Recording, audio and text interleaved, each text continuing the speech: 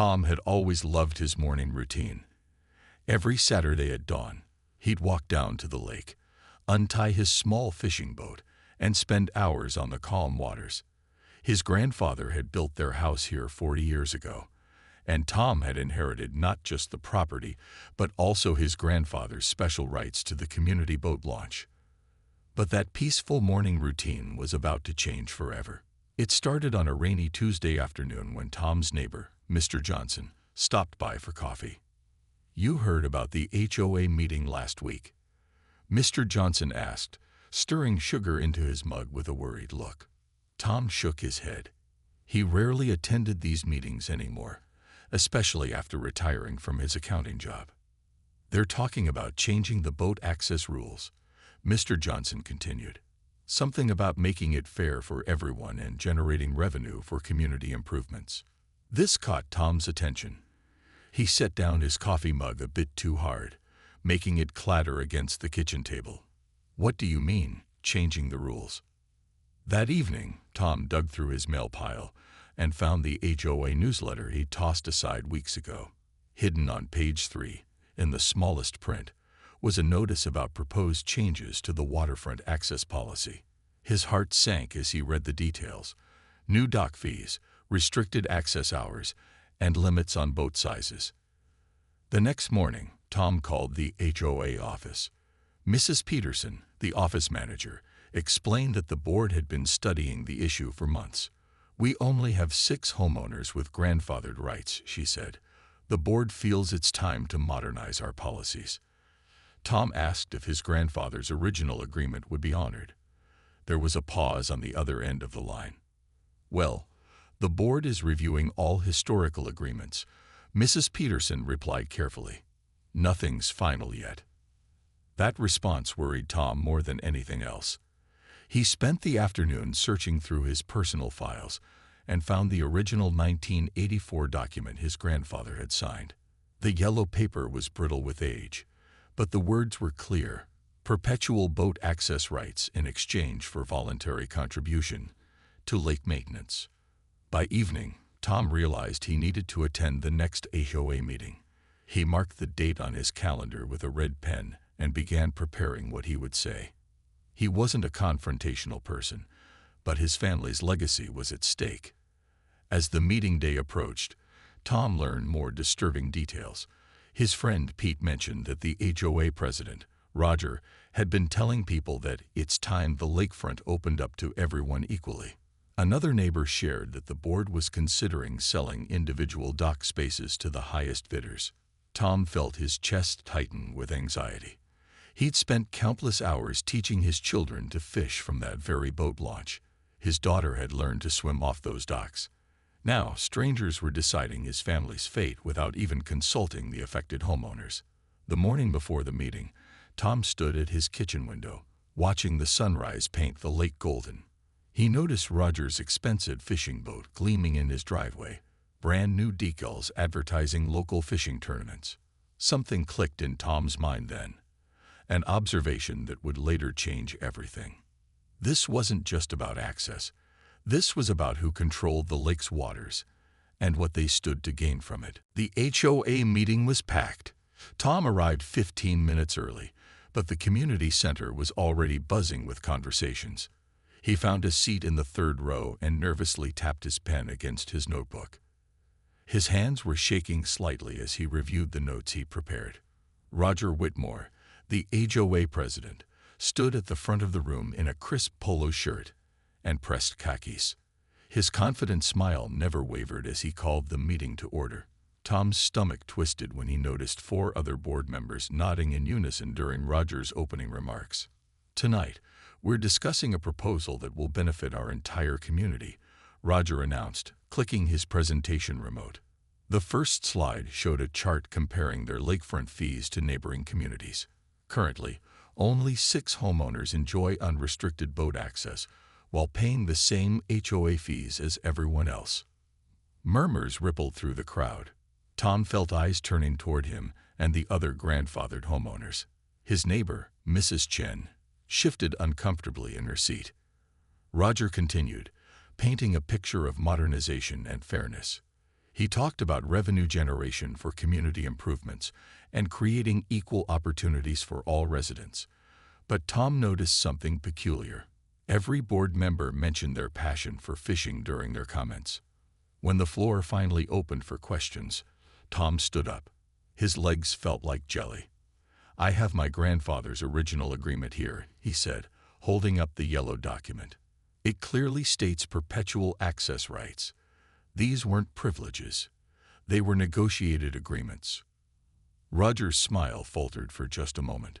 "Tom, I understand your attachment to tradition, but times change. We need policies that serve the whole community, not special arrangements for a select few." "But these aren't special arrangements," Tom pressed. "Our families contributed to building this lake access system." Roger cut him off. "The board has already researched the legal standing. These old agreements don't align with current community standards. We're voting tonight." Tom's heart pounded as he watched hands go up around the room. One by one, the board members raised their hands in favor of the new policy. Final vote: 5-2 against maintaining grandfathered rights. The room buzzed with mixed reactions. Some residents cheered about fair access, while others whispered concerns about changing established agreements. Tom sat down heavily, feeling defeated but also angry. The speed of the vote, the dismissive attitude. Something felt wrong. After the meeting, Tom overheard Roger talking with another board member near the coffee table. "Can't wait for the fishing tournament next month," Roger said. "Without Tom's early morning boat trips, we'll have the dawn feeding times all to ourselves." That comment hit Tom like ice water. This wasn't about fairness at all. The board members weren't interested in selling dock space or creating community revenue. They wanted the lake's best fishing spots for themselves during prime hours. Tom gathered his papers and headed for his car. His defeat had transformed into something else entirely: determination. As he drove home under the dim streetlights, his mind was already working on a plan. If the board wanted to play hardball with lake access, he'd need to understand exactly what rules govern this water.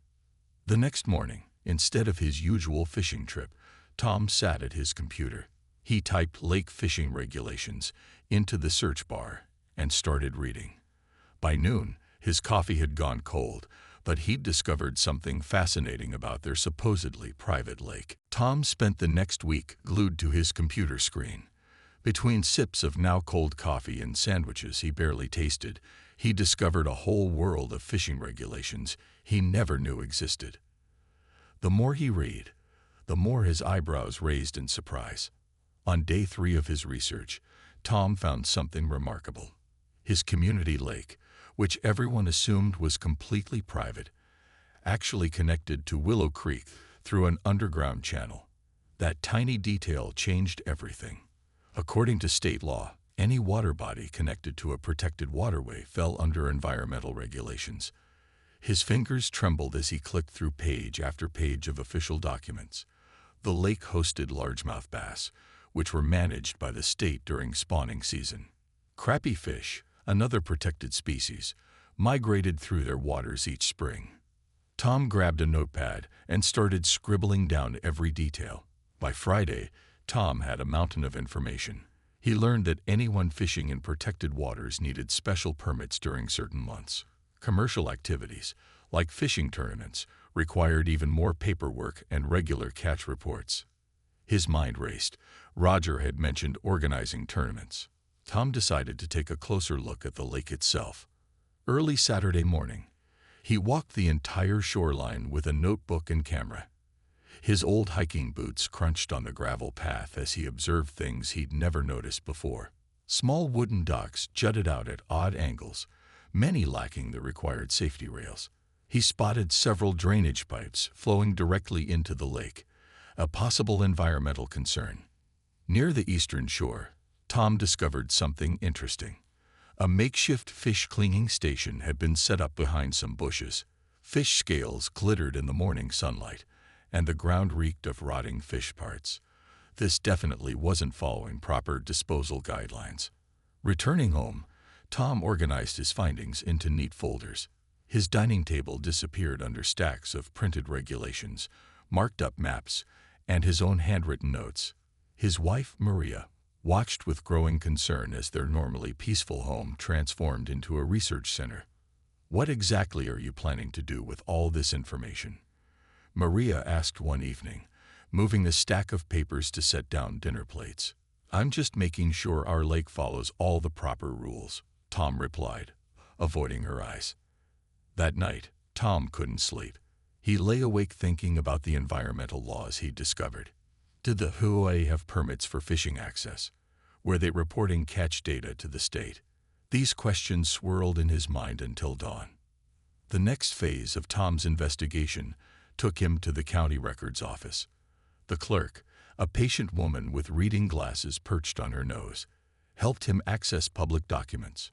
Tom's heart skipped when he found files labeled Silver Lake Community HOA. Their lake had an official name he'd never known. As he flipped through the records, Tom's jaw dropped. The HOA had applied for basic lake access permits back in 1998, but they'd never updated them to include fishing activities. The permits were decades out of date, and there was no record of any fishing tournament applications. Tom photocopied every relevant document, his hand slightly shaking with the implications. The HOA, led by Rogers Fishing Enthusiast Board, was operating outside legal boundaries. They were hosting tournaments and unlimited fishing without proper permits or environmental oversight. Walking back to his car, Tom realized he now held potential leverage. But using this information would be delicate. He didn't want to hurt innocent community members or destroy relationships with neighbors. His goal remained simple: protect his family's legal right to use the boat launch. That evening, as he organized his new findings, Tom's phone rang. It was Mrs. Chen, one of the other 6 homeowners with grandfathered rights. "Tom, I just received a letter from the HOA," she said, her voice tight with worry. "They want us to remove our boats within 30 days to make room for the new dock renovation project." Can they really do this? Mrs. Chen's words echoed in Tom's mind as he hung up the phone. The HOA was moving faster than he'd expected. The 30-day eviction notice felt like a punch to his gut. He stared at his research folders, wondering if he was sitting on the information he needed to fight back. That night, Tom barely slept. His mind kept racing through possibilities. By dawn, he'd made up his mind. He needed to dig deeper into the HOA's fishing activities. If they were violating regulations, someone needed to know. Tom started by talking to his fishing buddies at the local tackle shop. Old Pete, who'd been selling fishing gear for 40 years, raised his bushy eyebrows when Tom mentioned the community lake. "Heard Roger's been bragging about hosting some big tournament there next month," Pete said, leaning on his counter. "Even selling tickets to outsiders. Sounds like he's expecting a big crowd." Tom's heart quickened. A tournament with outside participants meant the HOA was definitely operating commercially. He thanked Pete and headed to the library to dig deeper into tournament regulations. The library's reference desk had stacks of environmental compliance manuals. Tom sat in a quiet corner, flipping through pages until he found what he was looking for. Any tournament expecting more than 20 participants required a special permit and had to report all catches to the state within 48 hours. During lunch at the diner, Tom overheard 2 board members discussing specific fishing spots. One mentioned how they'd been testing different areas early mornings to find the best bass locations. The other laughed about keeping these spots secret until the tournament. Tom ordered his usual sandwich but could barely taste it. He was connecting dots that painted a picture of systematic rule-breaking. The board wasn't just bypassing old agreements. They were planning to profit from lake resources without proper permits. Back home, Tom started documenting everything methodically.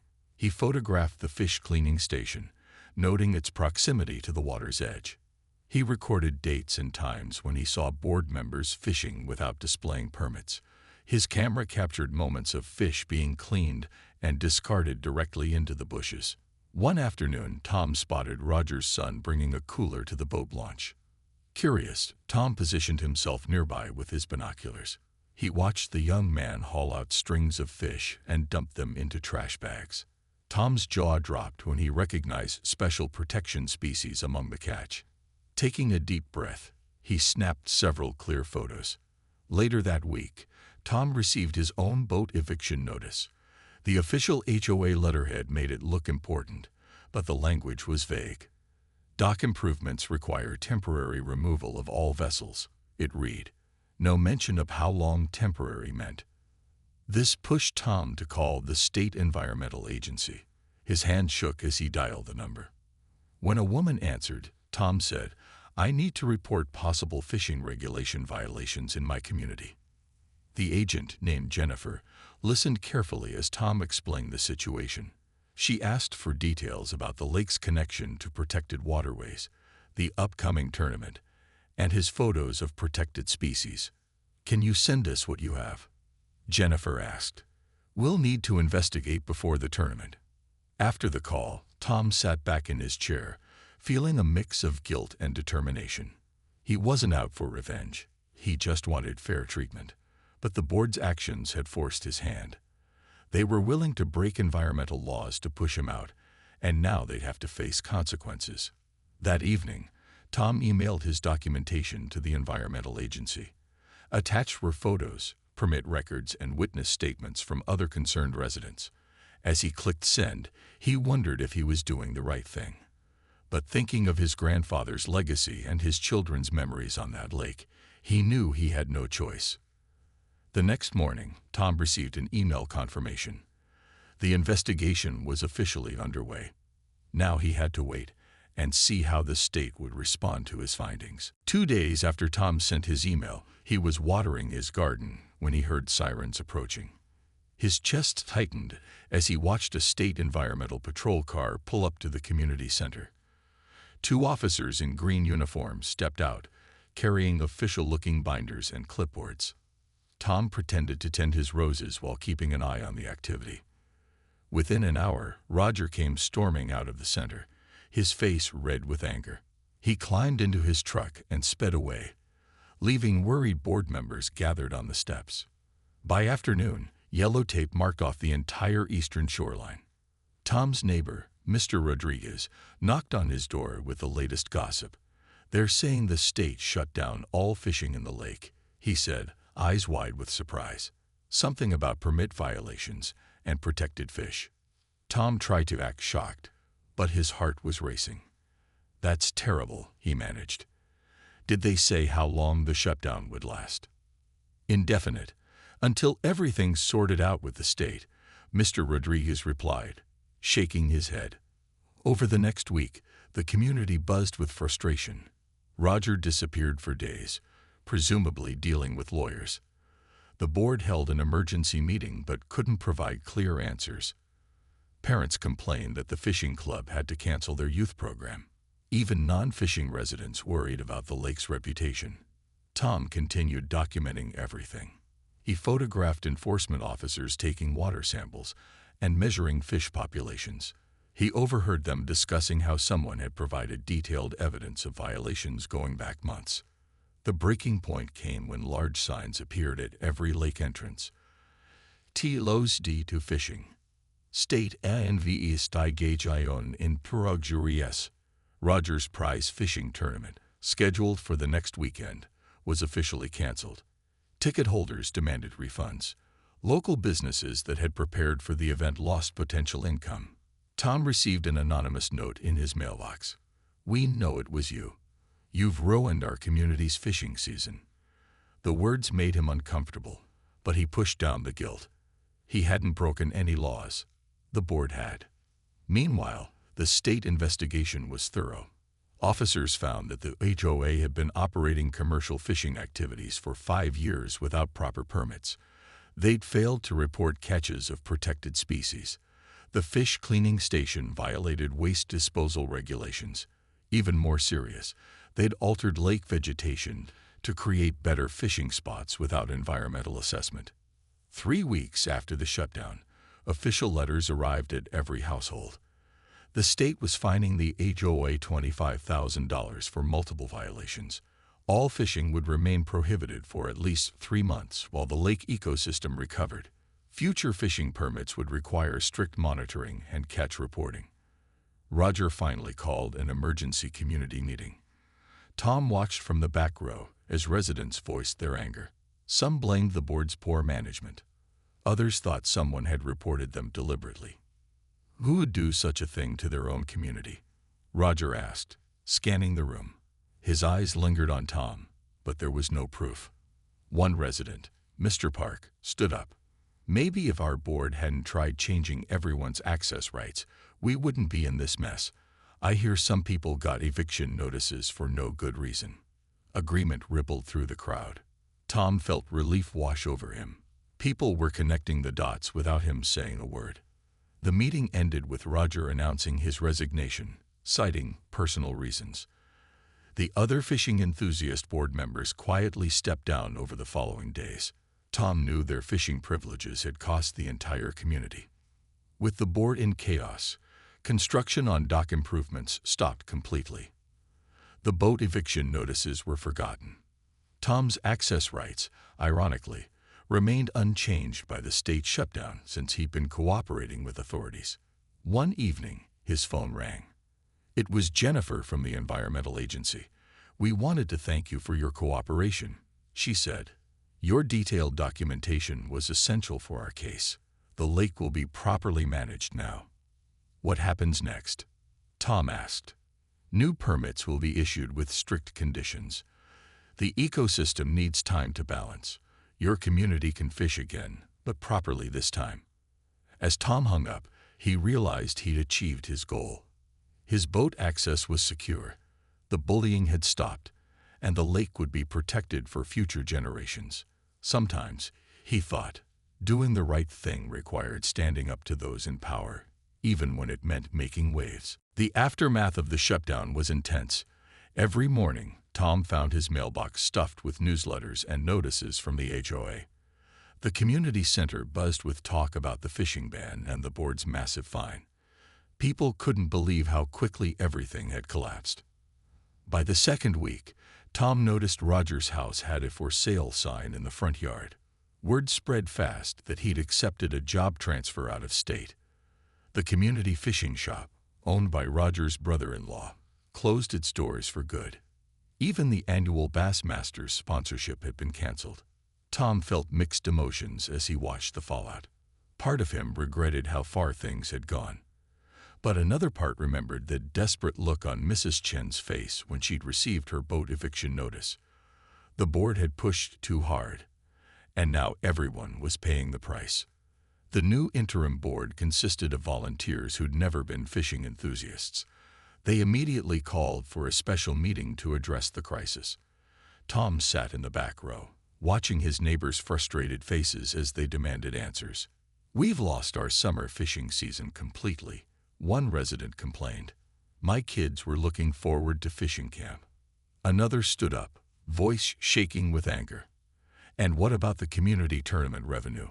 We needed that money for the pool repairs." The interim board president, a retired schoolteacher named Ms. Adams, raised her hands for silence.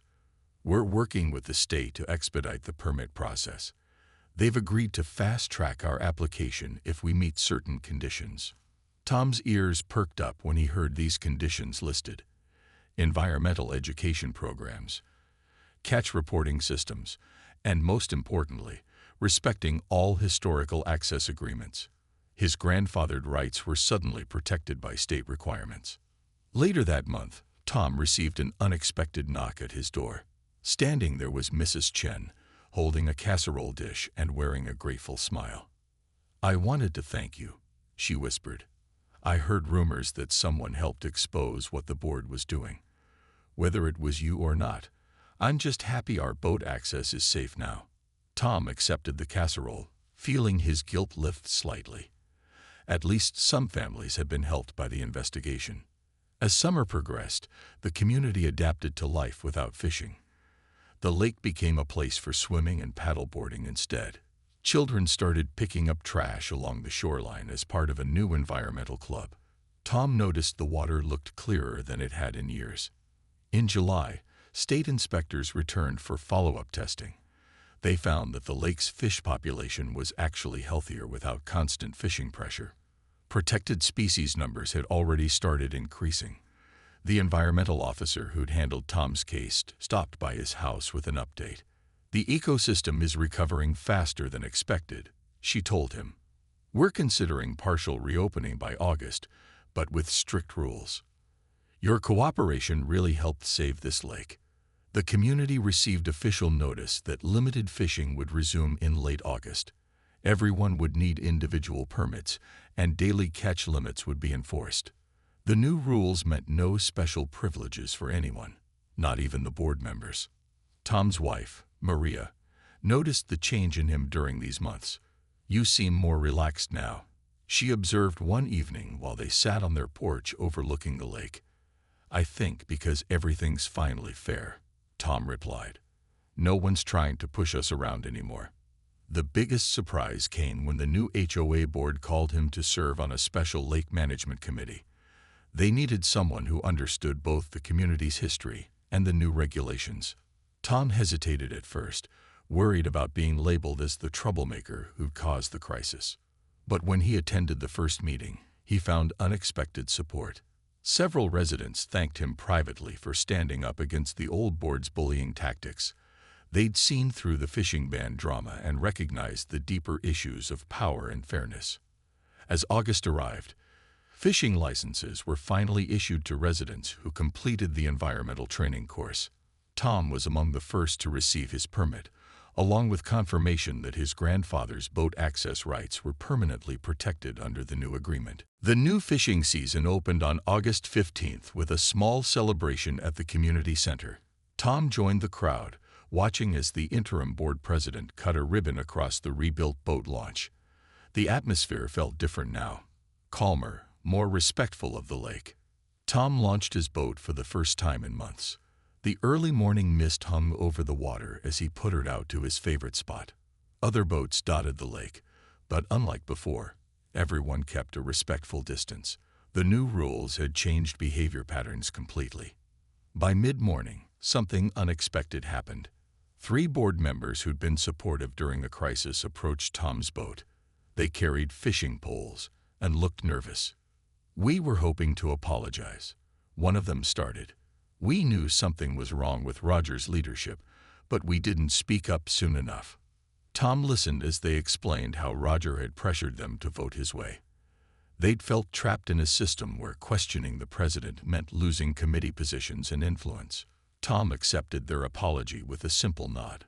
"The lake belongs to everyone," he said finally. "Let's just make sure we protect it properly now." Within weeks, the community started healing. The environmental education program became surprisingly popular. Children learned about native fish species and proper fishing techniques. Parents attended workshops on lake ecology. Even former fishing tournament enthusiasts pitched in to help monitor the new catch reporting system.